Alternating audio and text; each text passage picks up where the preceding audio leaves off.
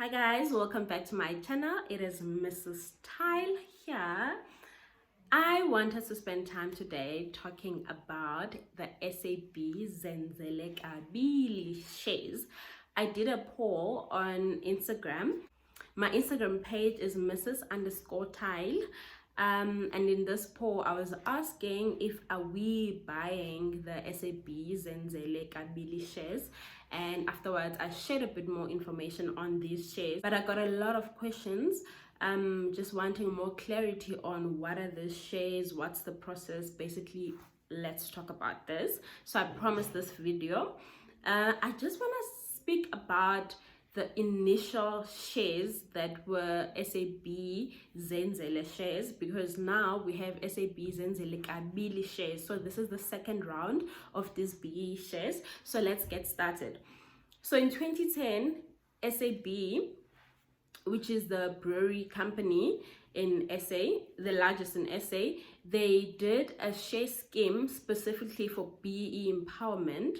And they targeted shareholders for the share scheme, which were their retailers. So if someone was in the distribution of the SAB products, let's say you had a shebeen or a tavern, you qualified to buy the shares, and the employees. So this specific scheme was targeted to the distributors and the employees of SAB products. So in 2010, these people were able to buy shares under SAB Zenzele scheme.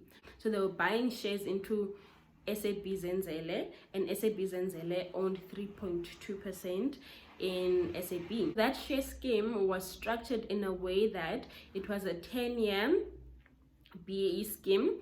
So you're buying shares today and you're only going to have maturity at the end of the 10 years. During the 10 years, you're not able to sell or buy additional shares. So you had to hold the shares for 10 years. They promised 2.5% dividends twice a year. So every 6 months you'd receive dividends.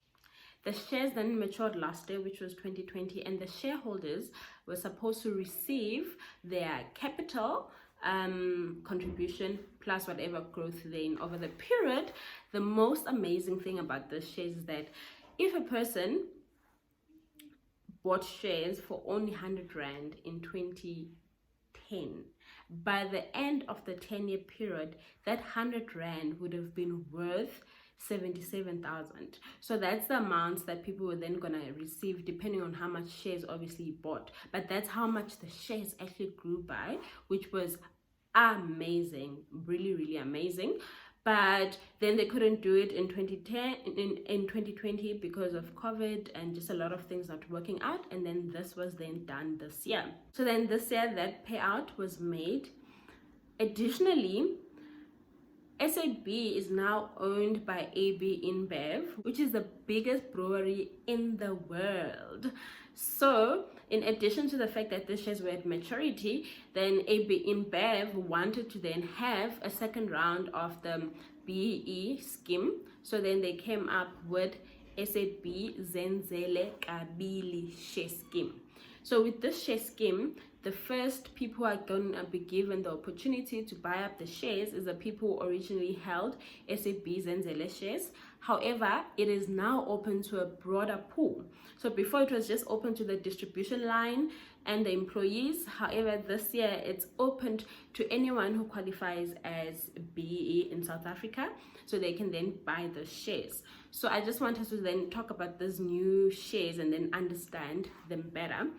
So SAB Zenzele Kabili shares, I said that one of the differences is that they're now open to everyone in South Africa who qualifies as being black, and they are also listed. So these shares are listed in JSE.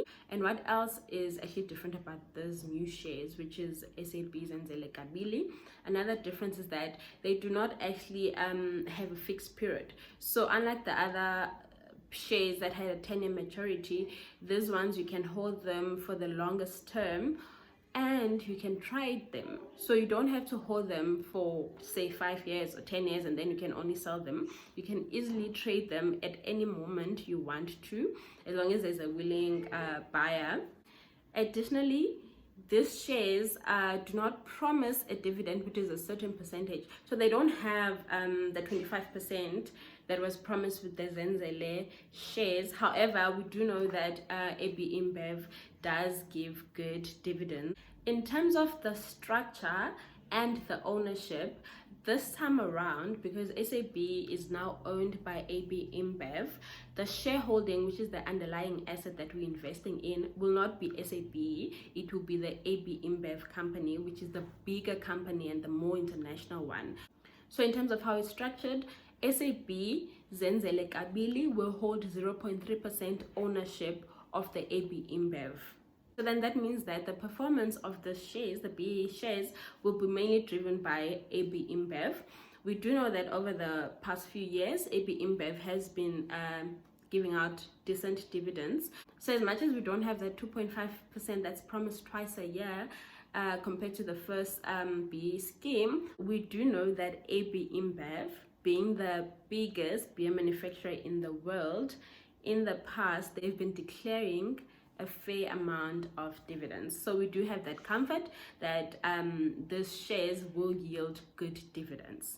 It is important to note that just because the first BE scheme was able to have this great result of, if a person invested 100 Rand, then they walked away with 77,000 at the end of the 10 years, that's not promised, because as discussed, these are quite different share schemes. Remember that one of the reasons as well that yielded such great results for SAB Zenzele is because of a lot of things that happened over the past 10 years in SAB. From 2010 to 2020, one of the key things that we know happened is that SAB was bought by AB InBev, the international company, and that meant that the value of the company was able to multiply over the period because of that one key significant event and others that took place. So you never really know what's going to happen in the next 5 to 10 years in AB InBev.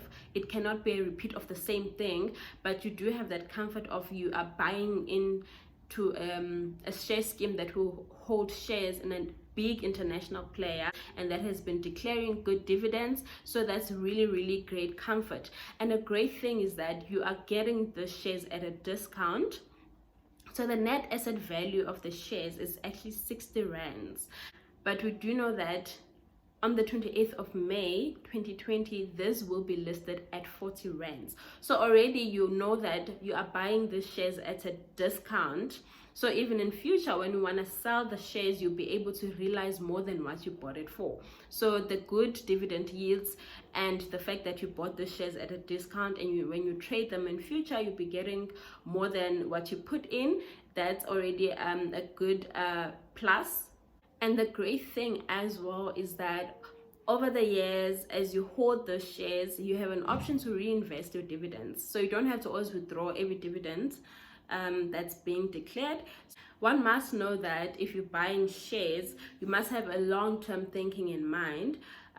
Hence the previous scheme had a 10-year maturity plan. Obviously now you can trade at any period, whether it's 2 years or 3 years, but shares itself are a long-term investment. So when you get into this, I think one must just have a long-term view to say, I am planting and investing in this and I'll realize the value in the long term. The biggest question that I'm receiving is, where do we buy the shares? Well, initially SAB said that the shares were going to be available in Easy Equities. However, that was a big oopsie, because Easy Equities, as much as we all love that platform because of its convenience and its cost, they are not licensed to actually trade BE shares. So unfortunately, that's not an option. What is then an option is that this will be available in all the trading platforms of all the big four banks. So the big four banks being Standard Bank, Nedbank, ABSA, and FNB.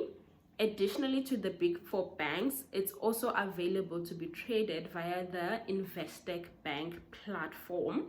So those are good avenues. Then the shares will also be available in Computer Share, which is an online trading platform. What I will do, I'll just go through the costs involved in using any of the big four bank platforms. And with Computer Share, I did go on their website just to see the costing of that platform. However, not much is available. What is available, when you go to ComputerShare website, you find a lot of forms that you need to fill in and send to them first before you have a trading account. But in terms of the actual cost that it will cost per month or to just open the account, there isn't much clarity yet on that. So if you do have that information, please feel free to share on the comments so that someone else can benefit. With these big four banks, remember, you don't really have to be banking with a specific bank to use their platform. So you can be banking with Nedbank as your primary banker, but then decide to have, for an example, a Standard Bank trading account. So it's not really a matter of you have to use the bank that you primary bank with. You can decide which one works best for you. So I'll give you an overview of the different options and the costs involved. With Standard Bank, there is 110 Rand management fees, stockbroker management fees every month that you have to pay for using their trading platform. And as a minimum, you have to buy shares for 10,000 Rand. With FNB, the fee is slightly cheaper. The management fee every month, it's 65 Rand. However, your minimum investment has to be 15,000 Rand. With ABSA, the information is not easily available online, but if you are using that platform and you have that information, please again share the information on the comments section. And then the additional option of Investec is you have to have a minimum investment of 250,000, guys. 250,000 Rand that you must have available to buy the shares if you're using the Investec option. It's not clear what the management fee every month is, but already that's 250k is quite hefty. However, good to know is that we do have the other options, the 10k with Standard Bank and the 15k with FNB, which one can try work towards. I think ComputerShare might not have a minimum amount that you have to invest. I am not sure. I will be definitely looking into that information, and it's something that I'm going to share with you guys as soon as I have it available. So what I would like to do is get that further information and also maybe take you on a journey as well with whatever option that I decide personally, because I will be buying the shares. Whatever platform, I will then share this with you in another video. Guys, these are good shares given the plus and the positives that I've just shared with you. Obviously, this is not financial advice. I am not a financial advisor. This is just information that I am sharing with you for learning purposes. So I don't want this video to be long. I will then wrap it up there.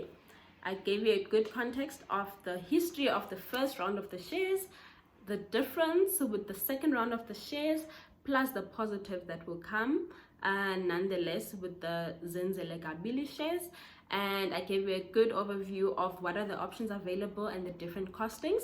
And what I do promise is to share with you on what option do I opt for and how I go about. I know I've been receiving a lot of questions on these trading platforms. How do they actually work? So I think if I would choose one of the trading platforms and do a video just as an overview, it will help a lot because they are quite similar in terms of actually using the platforms. So yeah, thank you guys for watching. If you haven't subscribed, please do subscribe and become a member of this family where we like talking about all things finance. Get your notification bell on so that when I drop that video on the trading platform, you can also join and learn with us together. I love you guys so much. Thank you so much. Bye guys.